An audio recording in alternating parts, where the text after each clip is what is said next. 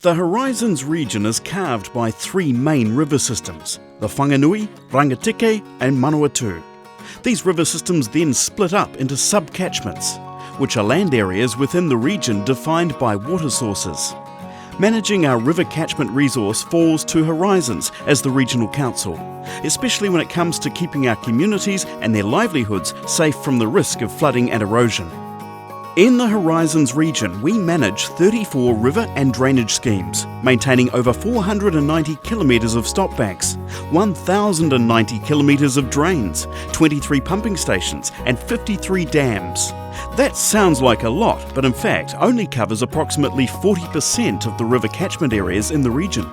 Within a scheme, we work to reduce the risk and impact of flooding and erosion, or provide land drainage using funding provided for by scheme rates.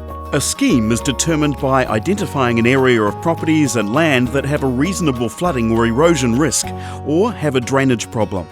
Once a scheme area is identified, properties within the area are assessed and rates are set to reflect the amount of benefit they receive from the works. This generally breaks down into three sections. Direct benefit: those properties that receive direct protection of their land, for example from a stop bank or riverbank erosion protection. Indirect benefit: those properties who receive general benefit from flood protection and riverbank erosion protection, for example protection of community assets like roads, bridges and network services that result from reduced flooding and erosion. Contributor benefit: those properties upstream that are considered to contribute to flooding or erosion problems downstream.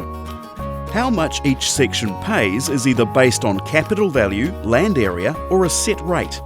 All schemes also receive a 20% contribution from the general rate, recognising the benefit the entire region receives from less flood damage. What work is undertaken as part of a scheme is determined by those who contribute towards it.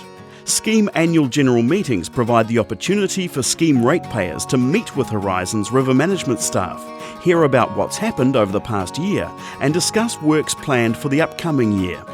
Work can range from general maintenance to repairs following a flood event, or the construction of new assets, such as a pump station.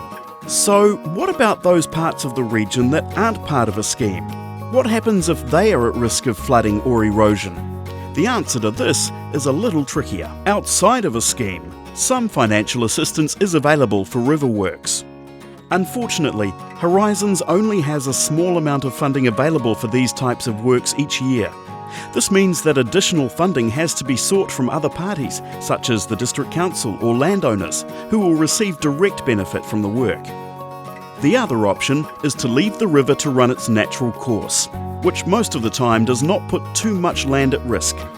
There is also the option of creating new schemes or extending the size of an existing scheme. However, this can only be done through an annual or long-term plan process and in consultation with the community that will have to pay for the scheme. Our river systems are a force of nature, and as a result, managing them can be challenging at times. However, our schemes play a key role in keeping our communities safe and are funded by those that receive the most benefit.